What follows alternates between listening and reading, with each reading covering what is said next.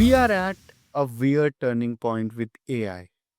Not chatbots are improving weird, but the browser itself might become an employee weird.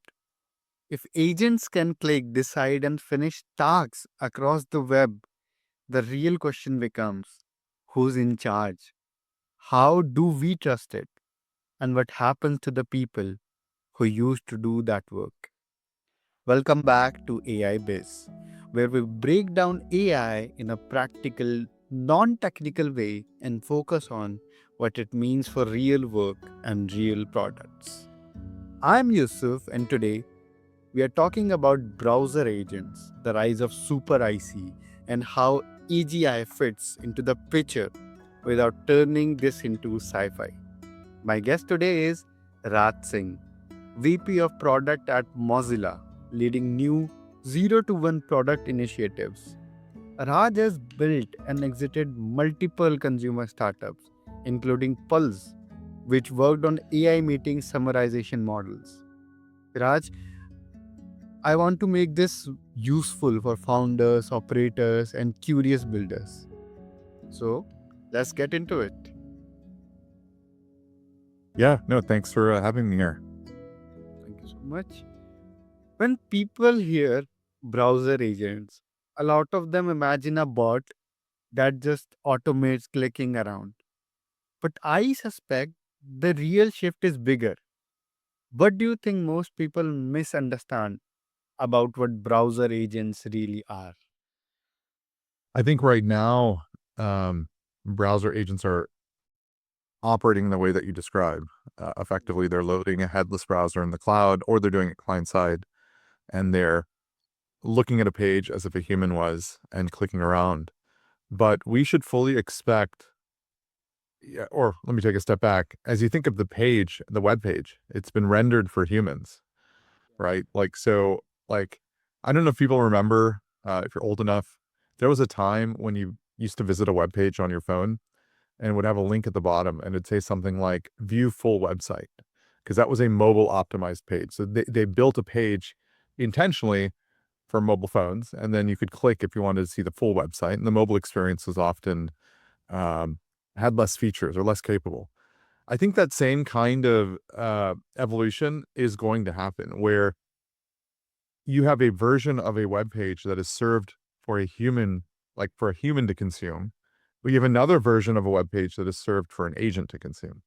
And right now, the agent looks at a web page, looks at the human version, and takes action, but it's slow because they have to click a menu item, then click here, and then click there, and they're evaluating each page. But it doesn't have to be done that way.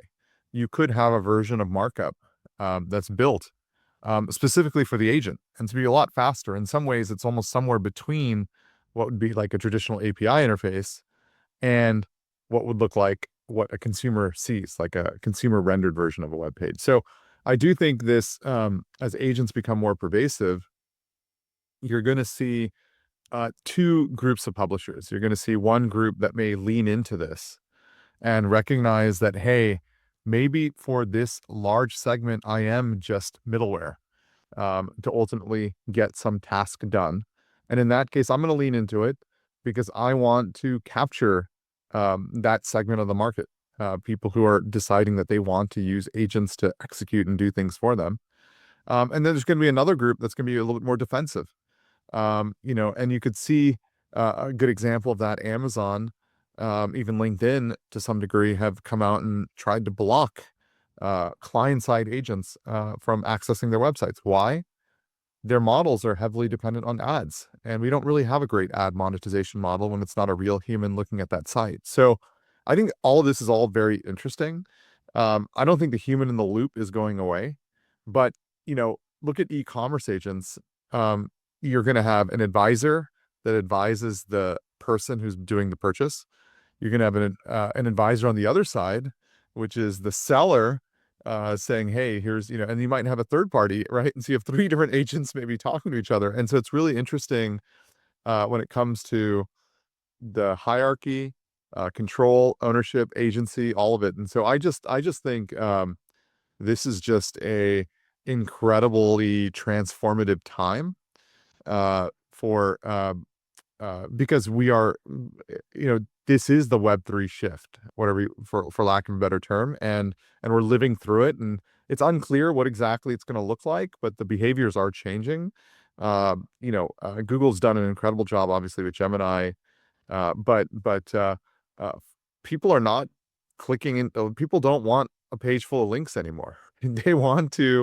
They want to go into the chat and answer. And in my own behavior, and obviously I'm a early adopter, I pretty much have abandoned traditional search at this point. It's very rare. It's the minority, and so uh, I'm eager, and we're in the middle of it, obviously at Mozilla with Firefox, but I'm eager to see how all of this plays out because this is uh, I think this is a this is going to create a a step function in productivity and just sort of life happiness because of these sort of menial tasks might just all be delegated to helpers that you didn't have before.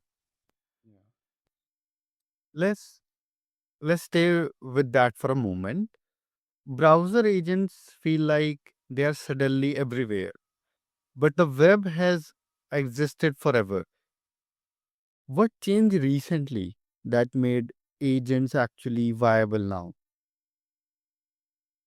I think, when you think about Web 2, 2008, 2012 timeframe, this was like the open API era. Like every web publisher wanted to open up APIs. They were readily giving their data and people would build. And it was an incredible period.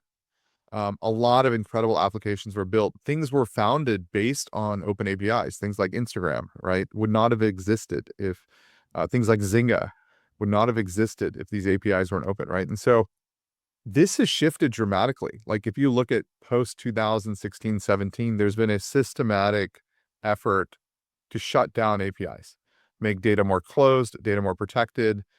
Incumbents or the 800-pound gorillas, the hyperscalers, whatever you want to call them, they've recognized that their moat is effectively the data, and there's less benefit to opening up APIs to foster new competition. And so they become very stringent on who they decide they want to open APIs to and how that data becomes accessible and so forth. And so I feel what's interesting now is agents have effectively enabled a new API of the web. It's an API where the publisher can't control it because it's effectively an AI masquerading as a human client side, right? And so this has also introduced new, just sort of ethical and legal quandaries, right? Is it a bot really browsing the website, or is it a human just having their AI assistant browse the website for them? And I think these things are being answered, and I think publishers are making decisions on how they want to react and deal with this. I mean, LinkedIn for years would try to block anything trying to scrape, but now it's happening client side. And so it's like, well, what do you do, right? Is that a human or is it a bot, right? And so uh, um, I think that's made this period particularly exciting. And of course, certainly the AI for lack of a better term, has gotten good enough that it can look at a web page and really understand a web page and say, hey, this is where I would click to try to figure this out. And case in point, Google Cloud's interface, notoriously complicated to use. No surprise, AWS too. Don't get me wrong, all of them, just too many options. I use my agent to say, hey, can you find me this particular report? And it kind of clicks through and figures it out because it would take me twice as long. Yeah.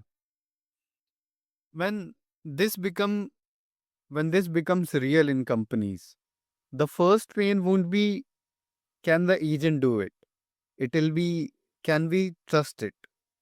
What tends to break first when teams start using agents in real workflows?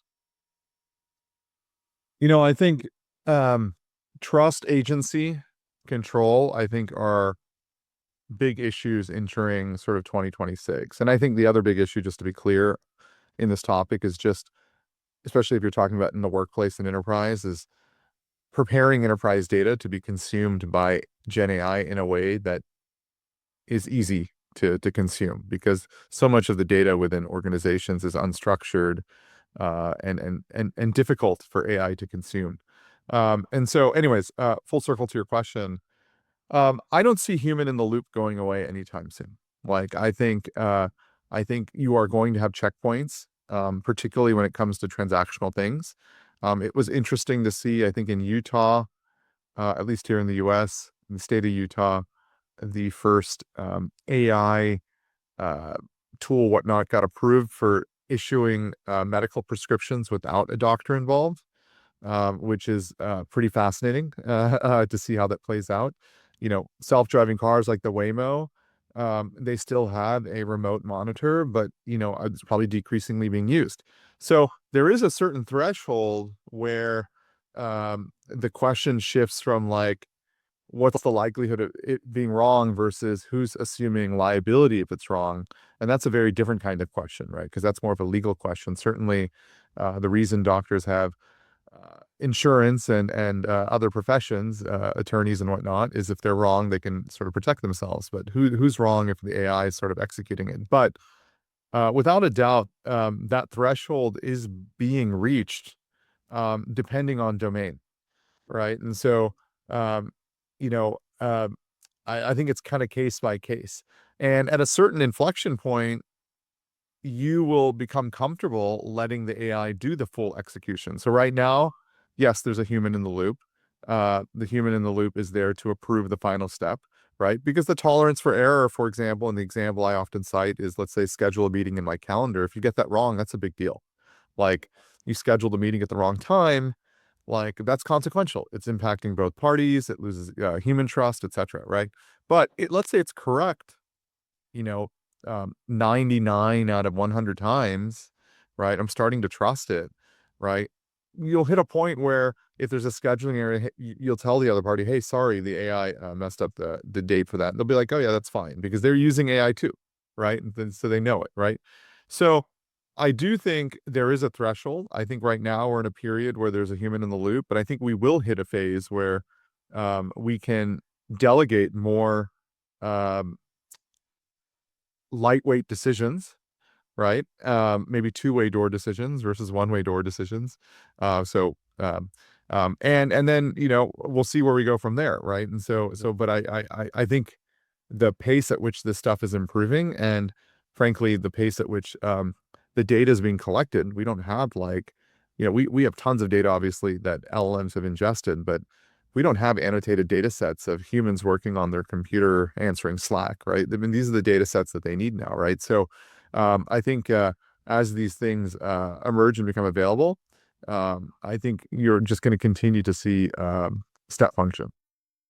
I want to shift to something that feels like it is emerging quietly, the super IC. Not a manager, not a traditional IC, but someone who can output like a small team using AI. In your view, what actually defines a super IC?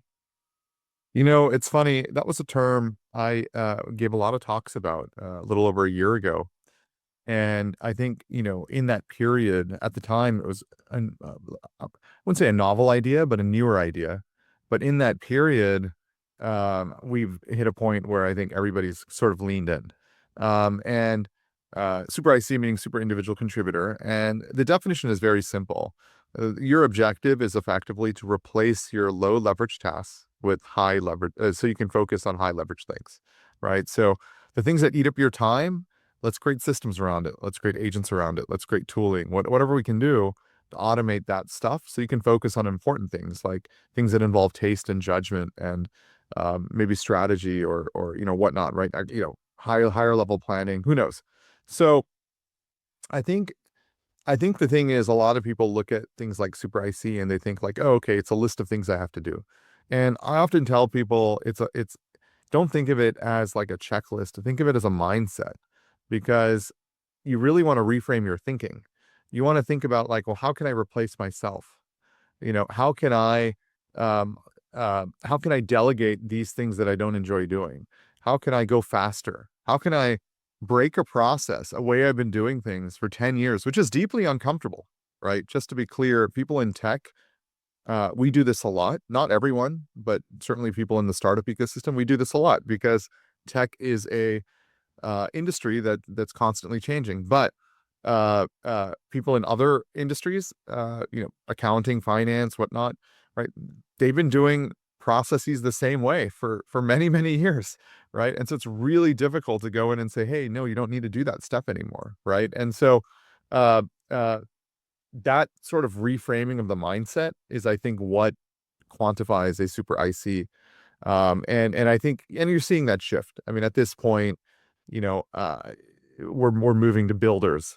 We're moving to it's no longer sort of like hyper experts. It's generalists with breadth level understanding, and it's people who know how to learn quickly and figure it out, and people who use AI to move faster and get things done, and still have a strong sense of judgment and taste. You know, I've certainly met uh, people I would almost describe as AI native, a newer generation of ICs. But there's also taste and judgment, right? And the reason I bring that up is AI rarely tells me I have a bad idea. Therefore, it must not be right. So that implies that you still have to exercise your own thinking too. Yeah. For the listener who feels anxious about agents and the super IC idea, like they're about to be left behind, what's one small realistic step they can take this week to feel more in control of their future? I think what I often tell people is spend, it's kind of a silly exercise, but kind of document what you do in a day. So like every 10 minutes, like what are you doing? And then feed that log or inventory or whatever you want to call it in AI and ask like, where could you have helped me with each of these things? Because a lot of the roadblocks that people hit in this process is not recognizing that they could have used AI to go faster in that part of their day or reduce stress or, you know, do some menial work or whatever it might be, right? And so they're just not aware. And I work in tech, and we're of course like very forward leaning, and we're aware, more aware. But most people are not, right? This is like uncanny and it's unnatural, and so I think it's just a starting point. You know, that's kind of one of the most common sort of things I hear is like, well, I don't know how to use it or when to use it. I'm like, well, let's just write out what you do in the day and then let's ask and it'll tell you when to use it. And second thing I often hear is like, what should I use? And I tell people just choose one thing. Like the difference in delta between a lot of these different products and models at this point is just percentage points. It doesn't matter for the types of tasks you're talking about. Raj, for people who want to follow your work, where should they find you and what should they look out for? So I'm probably consummately online, which is not a good thing necessarily, I guess, depending on how you look at it. I don't mind it. I enjoy it. So you can certainly find me on LinkedIn. You can find me on my Linktree, my Twitter, my Threads. I'm around. Mobile Raj, you'll find me. Um, and then obviously Mozilla in the middle of a bunch of interesting things with the browser stuff. As I said, I work on new products. We're building a whole bunch of stuff for small business like Solo and AI website builder, Postful for social media. We're doing other stuff too. So do come check it out. Um, yeah, easy to find. Perfect. And we'll make it easy for listeners to find you and by posting all these links in the show notes. Great. Is there any last message that you want to leave us with? I just think, one of the things I'm old enough to know or old enough to say that I was going through college during the dot-com boom. I had a startup then. I had a startup through the entire Web 2.0 transformation, right? Through basically, well, the emergence of mobile, the emergence of social. I had startups during both of those periods. During the launch of like Oculus and Apple Watch and, you name it, right? Messenger bots. I mean, all these different sort of transformative periods from a tech perspective over the years. We're going through another one now. And often you don't see it when you're in the moment, but when you look back, you're like, wow, that was an incredible period of time. Right. And so my comment in general to folks is like this is a great time to build. Like there couldn't be a better time. Like there's never a great time. I mean, there's never a great time. It's always a great time, but this is a great time to lean in because you're going to look back 10 years from now and you're going to look at this period and be like, wow, that was an incredible period. If this episode sparks something for you, here's a simple reflection. What's one outcome in your work that you will still do manually, that an agent could reasonably help you move faster on with the right guardrails? Thanks for listening to AIBiz. Share this with a builder or operator who's trying to make sense of agents without the hype, and I'll see you in the next episode. I thank you all my listeners for joining and my guest Raj Singh for his beautiful knowledge and expertise in AI. Until next time.